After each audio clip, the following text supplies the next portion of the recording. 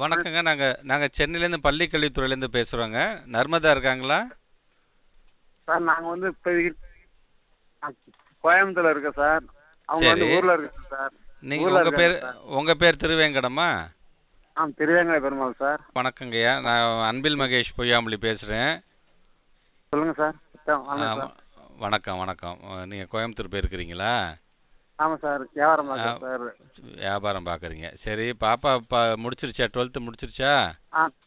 முடிச்சுட்டாங்க ஏன் சார். இன்னும் ஏன் காலேஜில் சேர்க்காம இருக்கிறீங்க?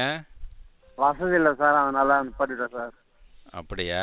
சரி, வசதி ஒரு காரணமாக சொல்லி என்றைக்குமே பிள்ளைங்க படிக்கக்கூடிய படிப்பை நிறுத்தக்கூடாதுன்னு நம்முடைய முதலமைச்சர் சொல்லியிருக்கிறாங்க இல்லையா?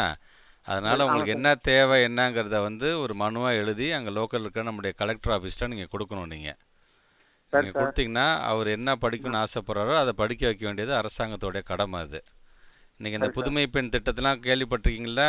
12ஆம் வகுப்பு 6 to 12 அரசு பள்ளியில் படிக்கிற பிள்ளைங்களுக்கு, குறிப்பாக பெண் பிள்ளைங்களுக்கு நாம் வந்து மாதம் 1000 ரூபா நம்ம தரோம். நம்ம இது உங்கள் பேப்பரில் பார்த்தீங்களா? உங்களுடைய பாரத்தை அரசாங்கமும் முதலமைச்சருமே அதை ஏற்றுக்கிறாங்க. அதனால் நீங்கள் அதெல்லாம் இந்த பிள்ளை வந்து என்ன படிக்கணும்னு ஆசைப்படுது, எந்த கல்லூரியில் படிக்கணும்னு ஆசைப்படுங்கிறத குறிப்பெடுத்துக்கிட்டு அது ஒரு மனுவாக நீங்கள் லோக்கலில் இருக்க கலெக்டர் ஆஃபீஸில் கொடுக்கணும்.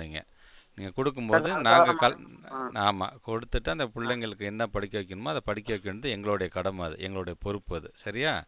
அதனால் வசதி ஒரு காரணமாக சொல்லி என்றைக்குமே பிள்ளைங்களுடைய படிப்பை நிறுத்தக்கூடாது. நீங்கள் படிங்க. நான் வந்து நாளைக்கு திருச்சி வந்துடுவேன். நான் உங்கள் நம்பரை நான் நோட் பண்ணிக்கிறேன். நான் கலெக்டர் விட்டு உங்களுக்கு நான் பேச சொல்கிறேன். சரியா? பிள்ளைங்களை படிக்க வைங்க. அதுதான் நம்ம அவங்களுக்கு கொடுக்குற மிகப்பெரிய சொத்து. சரியா? நன்றிங்க.